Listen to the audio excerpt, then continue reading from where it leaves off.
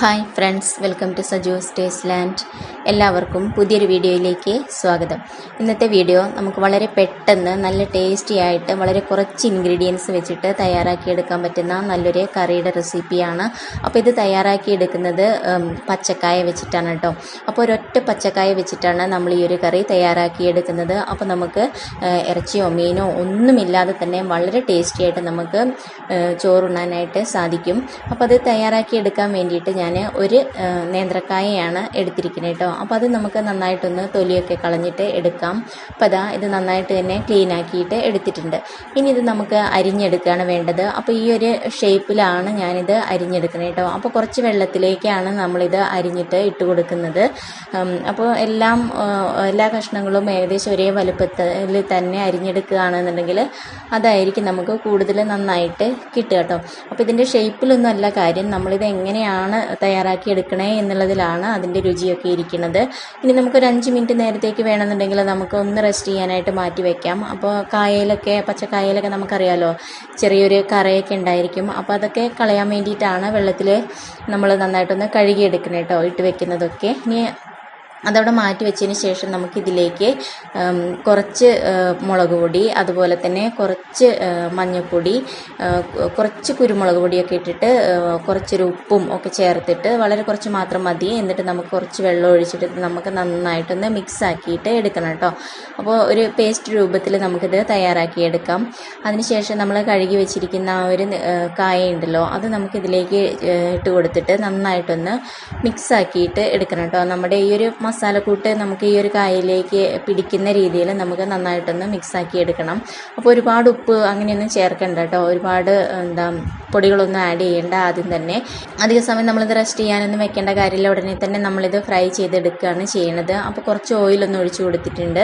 അപ്പോൾ വെളിച്ചെണ്ണയാണ് ഞാൻ എടുത്തിരിക്കുന്നത് കേട്ടോ. അപ്പോൾ നിങ്ങൾക്ക് ഏത് ഓയിലാണോ നിങ്ങൾക്ക് കുക്ക് ചെയ്യാൻ ഇഷ്ടം എന്ന് വെച്ചാൽ ആ ഓയിലിൽ തന്നെ നമുക്ക് തയ്യാറാക്കാവുന്നതാണ്. പക്ഷേ എന്നിരുന്നാലും വെളിച്ചെണ്ണയിൽ തയ്യാറാക്കുമ്പോൾ അതിൻ്റെ ടേസ്റ്റ് ഒന്ന് വേറെ തന്നെയാണ്. അപ്പോൾ അതിൻ്റെ ഒരു സൈഡൊന്ന് ആയി വരുമ്പോൾ നമുക്ക് തിരിച്ച് മറിച്ച് വിട്ടിട്ട് അത് കുക്കാക്കിയെടുക്കാം. അപ്പോൾ ആ ഒരു സമയം കൊണ്ട് ഞാനിവിടെ ചെറിയൊരു പീസ് ഇഞ്ചി കഷ്ണം ഞാൻ എടുത്തിട്ടുണ്ട്. അത് ഒന്ന് ഇടിച്ച് ഒന്ന് ചതച്ചെടുക്കുകയാണ് ചെയ്യണത്. അതുപോലെ തന്നെ നമ്മൾ കുറച്ച് വെളുത്തുള്ളിയും കൂടി എടുത്തിട്ടുണ്ട് കേട്ടോ. ഒരു 8-10 വെളുത്തുള്ളിയൊക്കെ നമുക്ക് എടുക്കാം. എന്നിട്ട് നമുക്കിങ്ങനെ ഇടികല്ലിൽ വെച്ചിട്ട് തന്നെ ഇത് രണ്ടും നന്നായിട്ട് ചതച്ചെടുക്കാനായിട്ട് ശ്രദ്ധിക്കുക കേട്ടോ. ഇനി നമുക്ക് ആവശ്യമായിട്ടുള്ളത് കുറച്ച് ചെറിയ ഉള്ളിയാണ്. അപ്പോൾ വലുതൊക്കെ ആണെന്നുണ്ടെങ്കിൽ ഒരു 5-8 മതിയായിരിക്കും കേട്ടോ. അപ്പോൾ ചെറുതൊക്കെ ആണെന്നുണ്ടെങ്കിൽ കുറച്ചുകൂടി അധികം എടുക്കുക. അത് നമ്മൾ ഇതേപോലെ ഇടികല്ലിൽ ഇട്ടിട്ട് നന്നായിട്ടൊന്ന് ഈ ഒരു രീതിയിൽ ചതച്ചെടുക്കുകയാണ് ചെയ്യണത്. മിക്സിയിലിട്ടിട്ട് ചെയ്യരുത്. അപ്പോൾ നല്ല പെർഫെക്റ്റ് ആയിട്ടുള്ള രീതിയിൽ നമുക്ക് കിട്ടില്ല കേട്ടോ. അപ്പോൾ അതാ നമ്മുടെ കായ ഇവിടെ ഒരു സൈഡൊക്കെ നന്നായിട്ടൊന്ന് റെഡിയായിട്ട് വന്നിട്ടുണ്ട്. ഇനി ഇത് നമുക്ക് ഓരോന്നും മറിച്ചിട്ട് കൊടുക്കാം. അടുത്ത ഭാഗം കൂടി നന്നായിട്ടൊന്ന് കുക്കായി വരട്ടെ കേട്ടോ. അപ്പോൾ ഒരുപാട് നല്ല രീതിയിൽ അങ്ങോട്ട് കുക്കാവണ്ട, ഒരു 1/4 ഭാഗത്തോളമൊക്കെ കുക്കായി കിട്ടിയാൽ മതി കേട്ടോ. ഇനി നമുക്ക് ആവശ്യമായിട്ടുള്ളത് ഒരു സവോളയാണ് കേട്ടോ. അപ്പോൾ ചെറിയൊരു സവോളയാണ് ഞാൻ എടുത്തിട്ടുള്ളത്. അപ്പോൾ ഇതിൻ്റെ അളവ് ഒരു പച്ചക്കായ വെച്ചിട്ട് തയ്യാറാക്കുന്നതിൻ്റെ അളവാണ് ഞാൻ ഈ കാണിക്കുന്നത് കേട്ടോ. അപ്പോൾ കൂടുതലായിട്ട് നിങ്ങൾ തയ്യാറാക്കുന്നുണ്ടെന്നുണ്ടെങ്കിൽ ഇതിൻ്റെ ഇൻഗ്രീഡിയൻസും നമുക്ക് കൂടുതലായിട്ട് എടുക്കേണ്ടതായിട്ട് വരും കേട്ടോ. അപ്പോൾ സവോള ഇതേപോലെ ആദ്യം ഒന്ന് അരിഞ്ഞെടുക്കുന്നുണ്ട്. അപ്പോൾ കുറച്ചൊരു വലിയ കഷ്ണങ്ങളൊക്കെ ആക്കിയിട്ട് തന്നെ നമുക്ക് അരിഞ്ഞെടുക്കാം. അതുപോലെ തന്നെ നമ്മുടെ ഈ ഒരു തക്കാളിയാണ് ഞാൻ എടുത്തിരിക്കുന്നത്. അതും ചെറുതാണ് എടുത്തിരിക്കുന്നത് കേട്ടോ. അതും ഈ ഒരു രീതിയിൽ നമുക്കൊന്ന് അരിഞ്ഞിട്ട് എടുക്കാം. അപ്പോൾ തക്കാളിയുടെ അത്യാവശ്യം നന്നായിട്ട് പഴുത്തിട്ടുള്ള തക്കാളിയൊക്കെ ആണെന്നുണ്ടെങ്കിൽ ഒന്നുകൂടി നല്ലതായിരിക്കും. അപ്പോൾ അത് അതിൻ്റെ 2 സൈഡും നന്നായിട്ട് കുക്കായി വന്നിട്ടുണ്ട്. ഇനി അതവിടെ ഇരിക്കട്ടെ. ഇനി നമ്മൾ അരിഞ്ഞു വെച്ചിരിക്കുന്ന ഈ ഒരു തക്കാളി ഉണ്ടല്ലോ, അത് നമുക്കൊരു മിക്സിയുടെ ജാറിലേക്ക് ഇട്ട് കൊടുത്തിട്ട് നന്നായിട്ടൊന്ന് അരച്ചെടുക്കാം.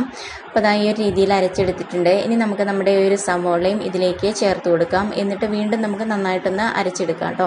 അപ്പോൾ രണ്ടും കൂടെ ഒരുമിച്ചിട്ട് അരച്ചെടുക്കുകയാണെന്നുണ്ടെങ്കിലും കുഴപ്പമില്ല. പക്ഷേ നമ്മുടെ ഈ തക്കാളി ഉണ്ടല്ലോ നന്നായിട്ടൊന്ന് അരഞ്ഞ് കിട്ടണം കേട്ടോ. അതിൻ്റെ പീസുകൾ അവിടെ ഇവിടെയായിട്ട് കിടക്കരുത്.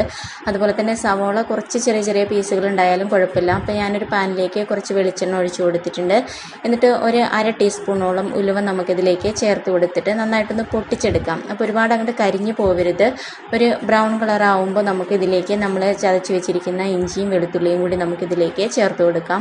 ഫ്ലെയിം നന്നായിട്ട് താഴ്ത്തി വെക്കാനായിട്ട് ശ്രദ്ധിക്കണം കേട്ടോ. അല്ലെങ്കിൽ നമ്മുടെ ആ ഒരു വെളുത്തുള്ളിയൊക്കെ ഉണ്ടല്ലോ അത് പെട്ടെന്ന് കരിഞ്ഞു പോകും. എന്നിട്ട് അതിൻ്റെ ആ ഒരു പച്ചക്കുത്തൽ മാറുമ്പോൾ നമുക്കിതിലേക്ക് ചെറിയുള്ളി ചതച്ചതും അതുപോലെ തന്നെ 1-2 തണ്ട് കറിവേപ്പില കൂടി നമുക്കിതിലേക്ക് ചേർത്തിട്ട് നന്നായിട്ടൊന്ന് വഴറ്റിയെടുക്കണം. നമ്മുടെ ആ ഒരു ചെറിയുള്ളി ഉണ്ടല്ലോ നന്നായിട്ടൊന്ന് സോഫ്റ്റായിട്ട് വരണം.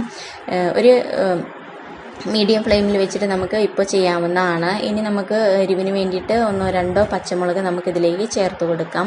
എന്നിട്ട് നമ്മൾ അരച്ച് വെച്ചിരിക്കുന്ന ആ ഒരു പേസ്റ്റ് നമുക്കിതിലേക്ക് ചേർത്ത് കൊടുക്കാം കേട്ടോ. സവോളയും തക്കാളിയൊക്കെ നമുക്കിതിലേക്ക് ചേർത്ത് കൊടുക്കാം. അതിനുശേഷം നമുക്കിത് പെട്ടെന്ന് തന്നെ വഴന്ന് അതിലുള്ള വെള്ളമൊക്കെ ഒന്ന് വറ്റി വരാൻ വേണ്ടിയിട്ട് കൂടി നമുക്കിതിലേക്ക് ഈ ഒരു സമയത്ത് തന്നെ നമുക്കൊരു ടേബിൾ സ്പൂണോളം ഉപ്പ് നമുക്കിതിലേക്ക് ചേർത്ത് കൊടുക്കാം. എന്നിട്ട് നന്നായിട്ട് മിക്സാക്കി എടുത്തതിന് ശേഷം ഒരല്പസമയം ഒന്ന് മൂടി വെക്കാം കേട്ടോ. എന്നിട്ട് നന്നായിട്ട് വഴന്ന് അതുപോലെ തന്നെ എണ്ണയൊക്കെ തെളിഞ്ഞ് വരുന്ന സമയത്ത് നമുക്കിതിലേക്ക് പൊടികൾ ആഡ് ചെയ്യാം.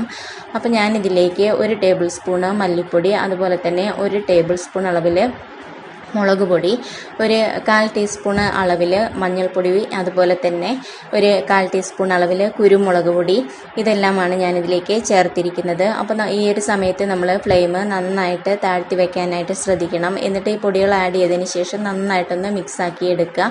അതിൻ്റെ ആ ഒരു പച്ചക്കുത്തൽ മാറുന്നത് വരെ നമുക്കൊന്ന് വഴറ്റിയെടുക്കണം. അപ്പോൾ ഒന്ന് മൂടി വയ്ക്കുക. എന്നിട്ട് അതിൻ്റെ എണ്ണയൊക്കെ ഒന്ന് തെളിഞ്ഞ് വരുന്നത് വരെ നമുക്ക് വെയിറ്റ് ചെയ്യാം. ഇനി നമ്മൾ ഇതിലേക്ക് ചേർത്ത് കൊടുക്കുന്നത് പുളിയാണ്. അപ്പോൾ ഈ ഒരു പുളി നമ്മുടെ ഈ ഒരു കറിക്ക് ആവശ്യമായിട്ടുള്ള രീതിയിൽ വേണം നമ്മൾ പുളി എടുക്കാനായിട്ട്. അപ്പോൾ ആദ്യം നമുക്ക് കുറച്ച് പുളി നമുക്കിതിലേക്ക് ചേർത്ത് കൊടുക്കാം. എന്നിട്ട് നന്നായിട്ടൊന്ന് മിക്സാക്കി എടുക്കുക കേട്ടോ. അപ്പോൾ ചില പുളിക്കൊക്കെ ഭയങ്കര പുളിയായിരിക്കും, ചിലതിന് ചെറിയൊരു മധുരം ഉള്ളതായിരിക്കും. അപ്പോൾ അതൊക്കെ നമ്മൾ നോക്കിയിട്ട് അതിനനുസരിച്ച് വേണം ഇതിലേക്ക് ചേർത്ത് കൊടുക്കാനായിട്ട്. എന്നിട്ട് നമുക്ക് കുറച്ച് വെള്ളം ഒഴിച്ച് കൊടുത്തിട്ട് നമുക്ക് ഗ്രേവിക്ക് ആവശ്യമായിട്ടുള്ള വെള്ളമാണ് നമ്മളിതിലേക്ക് ചേർത്ത് കൊടുക്കേണ്ടത്. പക്ഷേ എന്നിരുന്നാൽ പോലും നമ്മൾ ഒരുപാട് അങ്ങോട്ട് ലൂസായിട്ടുള്ള ഒരു കറിയല്ല നമ്മൾ തയ്യാറാക്കിയെടുക്കുന്നത്. കുറച്ചൊരു തിക്കായിട്ടുള്ള രീതിയിലുള്ളൊരു കറിയാണ് നമ്മൾ തയ്യാറാക്കിയെടുക്കുന്നത്. അപ്പോൾ വെള്ളമൊക്കെ ഒഴിച്ച് കൊടുത്തതിന് ശേഷം നന്നായിട്ട് മിക്സ് ചെയ്തതിന് ശേഷം നമ്മൾ ഫ്രൈ ചെയ്ത് വെച്ചിരിക്കുന്ന ആ ഒരു കായ ഉണ്ടല്ലോ അത് നമുക്കിതിലേക്ക് ചേർത്ത് കൊടുക്കാം. എന്നിട്ട് നന്നായിട്ട് തിളയ്ക്കുന്നത് വരെ ഒന്ന് വെയിറ്റ് ചെയ്യാം. എന്നിട്ട് നന്നായിട്ട് തിളയൊക്കെ വന്നതിന് ശേഷമാണ് നമ്മൾ ഇത് ഒന്ന് മൂടി വെച്ചിട്ട് ഒരു ലോ ഫ്ലെയിമിൽ വെച്ചിട്ട് നമ്മൾ തയ്യാറാക്കിയെടുക്കുക. ഇനി നമ്മുടെ ഈ ഒരു കറിക്ക് ഒരു സ്പെഷ്യൽ ടേസ്റ്റ് നൽകാൻ വേണ്ടിയിട്ട് 1/2 ടീസ്പൂൺ അളവിൽ തന്നെ നമ്മൾ വലിയ ജീരകം പൊടിച്ചെടുത്തിരിക്കുന്നതാണ് ചേർത്തിരിക്കുന്നത്. ഈ ഒരു ഇൻഗ്രീഡിയൻറ്റ് നമ്മളിതിലേക്ക് ചേർക്കുമ്പോൾ ഈ ഒരു കറിക്ക് ഒരു പ്രത്യേക ടേസ്റ്റാണ്, അതുപോലെ തന്നെ നല്ലൊരു ഫ്ലേവറൊക്കെയാണ് ഉള്ളത് കേട്ടോ. ഇത് നമ്മൾ ഈ ഒരു സമയത്ത് തന്നെ വേണം ആഡ് ചെയ്യാനായിട്ട്, ആദ്യം തന്നെ ആഡ് ചെയ്യരുത്. എന്നിട്ട് മൂടി വെച്ചിട്ട് ഈ ഒരു രീതിയിലാവുന്നത് വരെ, എണ്ണയൊക്കെ തെളിഞ്ഞു വരുന്നത് വരെ നമ്മൾ വേവിച്ചെടുക്കാം. എന്നിട്ട് നമുക്കിത് സെർവ് ചെയ്യാവുന്നതാണ്. അപ്പോൾ ഈ ഒരു കറി ഉണ്ടല്ലോ ഇത് നമുക്ക് ചോറിൻ്റെ കൂടെ ബെസ്റ്റ് കോമ്പിനേഷനാണ്. മാത്രമല്ല നമുക്ക് ചപ്പാത്തിയുടെ കൂടെ, ദോശയുടെ കൂടെ, ഇങ്ങനെ നമുക്ക് ബ്രേക്ക്ഫാസ്റ്റിൻ്റെ കൂടെയൊക്കെ നമുക്കിത് കഴിക്കാവുന്നതാണ്. വളരെ ടേസ്റ്റാണ്. അപ്പോൾ ഇത് ഫ്രിഡ്ജിലൊന്നും വെക്കേണ്ട ആവശ്യമില്ല, നമുക്ക് പുറത്ത് തന്നെ വെക്കാവുന്നതാണ്. നമ്മൾ പുളിയൊക്കെ ആഡ് ചെയ്തിട്ടുള്ളതാണ്, അതുകൊണ്ട് കേടാവുന്നില്ല. നല്ല ടേസ്റ്റ് ആയിട്ടുള്ളതാണ്, ഒരു വെറൈറ്റി ആയിട്ടുള്ളതാണ്. അപ്പോൾ പച്ചക്കായൊക്കെ വെച്ചിട്ട് എല്ലാവരും കറിയും തോരനൊക്കെ ഉണ്ടാക്കുന്നതാണ്. പക്ഷേ എന്നിരുന്നാലും ഇതുപോലെ ഉണ്ടാക്കുന്നവർ ചിലപ്പോൾ കുറവായിരിക്കും, ചിലർക്ക് അറിയുന്നുണ്ടായിരിക്കില്ല. അപ്പോൾ ഇത് ഈ രീതിയിൽ നിങ്ങൾ തയ്യാറാക്കി നോക്കിയിട്ടില്ലെങ്കിൽ ഇങ്ങനെയൊന്ന് ചെയ്ത് നോക്കൂ കേട്ടോ. അപ്പോൾ ഈ വീഡിയോ നിങ്ങൾക്ക് ഇഷ്ടമായിട്ടുണ്ടെങ്കിൽ ഒന്ന് ലൈക്ക് ചെയ്യാനും അതുപോലെ തന്നെ മറ്റുള്ളവരിലേക്ക് കൂടി ഒന്ന് ഷെയർ ചെയ്യാനും അതുപോലെ തന്നെ നിങ്ങളുടെ അഭിപ്രായങ്ങൾ അറിയിക്കാനും മറക്കരുത്.